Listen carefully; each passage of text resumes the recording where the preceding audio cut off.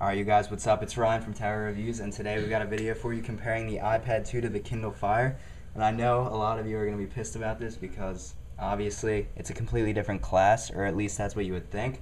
But I honestly think that it deserves to be compared to the iPad 2. It's a pretty nice tablet. I mean, every flaw that it has, it can be made up for in the price of only $200, which this particular iPad happens to be, what, like $629 because it's the 16 gigabyte it's about 3G three model. times the price.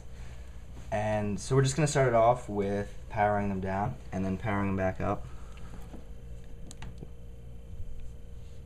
Okay, so Okay, we'll power it down now. So the Kindle's going to be a little bit behind. Because the touchscreen was a little unresponsive there. Okay, so I mean, if they start at the same time, they would be closing down at about the same time. But powering down really doesn't matter all that much. It's more about powering up. So 1, 2, 3. Okay. Alright. So as you can see, you're probably not going to be able to see, but the Kindle Fire's display is actually pretty good. Better than I thought it would be for the price point and the size of the display. Obviously, since it's smaller, the pixel density is higher. And it looks really nice. It's also an IPS, 7-inch. You got a 9.7. So the iPad's significantly bigger. And after they get done, I'll tell you some other hardware differences. So as you can see, the iPad turned on a bit quicker, but when it comes down to it, they both are very speedy at starting up from a clean boot. Both have dual-core processors and 512 megabytes of RAM. And just to note that the iPad does have significantly more apps on it, as the App Store is just a lot larger, which is another thing. But you got to realize that the Kindle Fire just came out. It's on version 1, while the iPad's on version 5. So you got to give it some credit for just starting out. So, as you can see, the size got a 9.7 or 7-inch. Sorry, 9.7. All right, so we're just gonna compare the thickness right here. So as you can see, the iPad is significantly thinner, and so on the top of the iPad you have the 3G antenna, which is just an option on this particular iPad. Power button, sleep, wake, whatever. 3.5mm headphone jack, volume rocker. Keep that in mind, the volume rocker. What's that? Portrait orientation lock? No, that's completely silent. Man. Mute. Oh, that's mute. But I think you can you can change it. reassign what it does. 30-pin dock connector, and that's about it. You also have the camera, As well as the front-facing camera. which is, you can't see, and of course the physical home button, which everyone should know by now. The cameras, just a quick note, I'm sure you know they are the same as the ones on the iPod Touch 4th generation, not the same as the ones on the iPhone 4.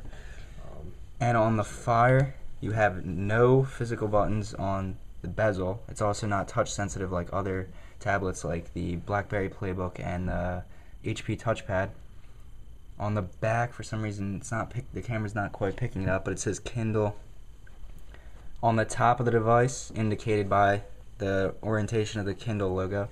You have stereo speakers on the top, and mini USB or micro USB, 3.5mm headphone jack, and the power button, which is kind of weird how it's placed on the bottom. Never seen that on a tablet. And then on the sides you have nothing, so no volume rocker, which can be a pain when you have to go into your settings every time, but not a deal breaker in my opinion. I personally like the size of the Kindle. It's really easy to hold in the hand. It has a soft touch rubber on the back. Doesn't track fingerprints that much. Yeah, neither does the iPad, but feels really nice in the hand, and it makes it easy to type on, which we'll probably show you later. Just hardware-wise, the Kindle Fire is equipped with Gorilla Glass, which is something like 20 times stronger than regular plastic. So you know that the iPad screen is scratch-prone. Not that much, but I mean, you can see that it is. It can get scratches from normal wear and tear, so you want to get a screen cover for that. Gorilla Glass, while it's not completely scratch resistant, it is a lot more than the iPad, so you can probably do without a screen cover with light use. But I feel a lot safer. I would feel a lot safer dropping the Fire, just because it feels like it almost has a case already on it. And you know that Apple products are generally pretty fragile, as they're made out of pretty solid materials that don't take impact very well. So now we are going to go into the web browser and do some tests there. We got the multitasking cleared, and we're going to clear all the data on the web browsers, which I'm not quite sure how to do on the Fire yet, but I'll figure it out. I think it's, yeah. We're going to clear history. So it looks very much like Clear Android cookies and data. right here. It is a custom Android build, but nothing really looks much like Android except for the menus and the settings. Exactly. All right, so we're clear up with the iPad, whatever you call this, Okay, large clear hunk of cache. junk. Clear history. Is that clear? Yeah, you're good. All right. Okay, so what should we load? Let's load up our normal Techno Buffalo. All right. So as you can see on the Fire's keyboard, it's not like traditional tablet keyboards. It's about the size of a phone keyboard. So it's very easy to type quickly on it. The only gripe that I've had, which is just me getting used to it, is the space bar is a tad bit too small, and I always hit the period instead. But again, you can get used to that. All right, so ready? All right, so we have it queued up on both of the devices. Now we're going to go ahead and hit the go button. Go ahead. All right, so running on the same Wi-Fi, of course. Very slow Wi-Fi, actually. Yeah, so this isn't exactly the most best way to compare the speeds. But As you can see, the Kindle Fire seems to have been... I just loaded it up. It didn't really do it in any stages, but... So, it wasn't that far behind. obviously you think the iPad's going to do better because it's Apple and it's 3 times the price, so it should do pretty But good. as you can see, scrolling on the iPad is just a world better. Crystal clear. And this happens to be the mobile site loaded up on both of them, but one thing to note about the Kindle Fire is it does have Flash, which we'll show in our review of it. So, And it also, looks like it loaded up a Flash ad at the top. As you can see, it's playing it in real time. you might not be able to see. Actually, you possibly might be able to see. There's a slight yellow tint to the Kindle Fire's display, which definitely accentuates how good the iPad's display is.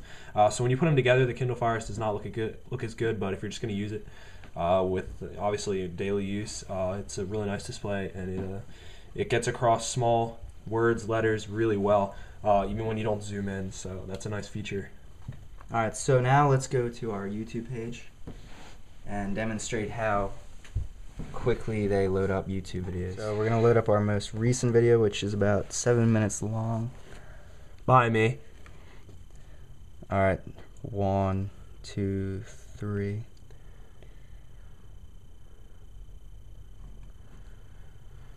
All right. All right, so the Kindle Fire loaded up quickly, and I've noticed that the Kindle Fire does load video pretty well. There were some, I don't know. There were some jitters in the actual video playing experience. I would notice every minute or two that there would be a slight slowdown, which was pretty annoying. But again, it's still a really nice experience for the price, and it really does just hold its own against the iPad. As you can see, the iPad is not equipped with Flash. The iPad does play it natively, as you can see, or not natively, but it plays it in a format similar to Flash, but it's not true Flash. I think it's HTML5 or whatever. So I'm just gonna go to the actual desktop page so you can see that it does play Flash rather well, but for the size of the screen, it's not Really going to be that really useful. that good of an experience compared to something like the HP touchpad, where it's actually almost the size of a computer screen. But if you've ever felt an HP touchpad, it's built a lot better than an HP touchpad. Yeah. It's very sturdy. It doesn't have any creaks when you use it. It doesn't feel like a $200 device. Normally this would be a lot faster, but we're on a very slow Wi-Fi network, so just take that into consideration.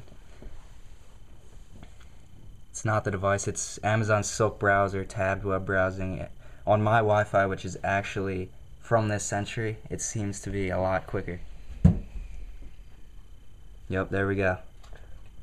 So it's a pretty nice experience. Not the best. Not as good as using it on a computer, and Android Flash is dead anyway, so when they update the device, it probably won't be on it anyway, so yeah. I wouldn't base your decision too much on that. The Android App Store isn't that great. I mean, it does have... Here, I'll just show you it real quick. Compared to the... Let's load up the App Stores, actually. All right, we're going to go ahead and load up the App Stores. Shabam.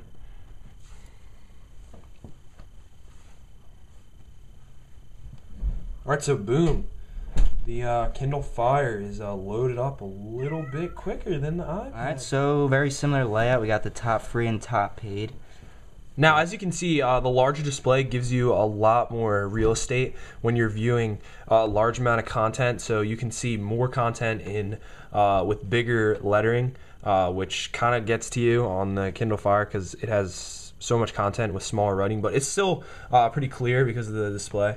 Personally, I think they put too many top apps on here. I don't think the device can handle it. As you can see, it does not load the icons unless you wait for a while.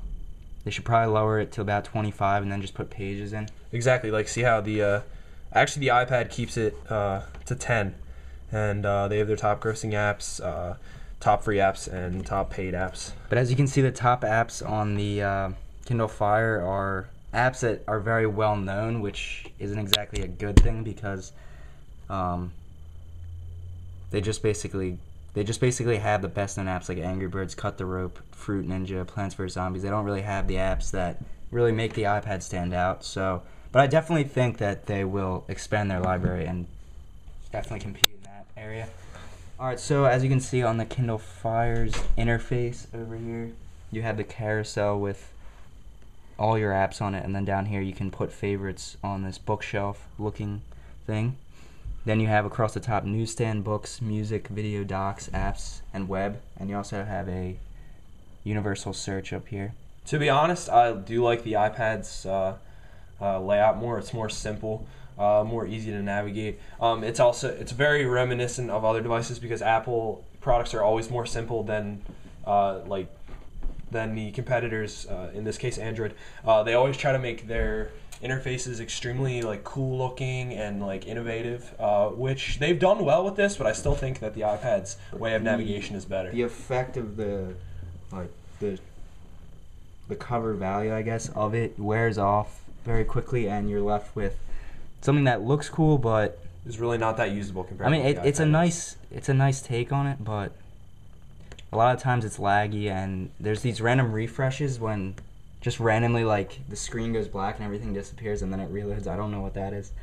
But also, you got to remember that this is the first try that Amazon has on the Kindle. Yeah, I think they did a really great job. I really like this tablet a lot. And there's also really no type of multitasking on the Kindle Fire. Really, though, Apple hasn't done a whole lot better. They still have a very primitive multitasking system. Which can get very annoying at times. Compared to some people. But yeah, overall the Kindle Fire definitely, I think it's a pretty good competitor to the iPad. I think it will affect the tablet market, and a lot of people are going to have to lower their prices. But at this point, the iPad still is the king of tablets. It just has the greatest app selection. Pretty much some good software. Now the iPad, I think, wins this competition, but Kindle Fire is still a very capable device.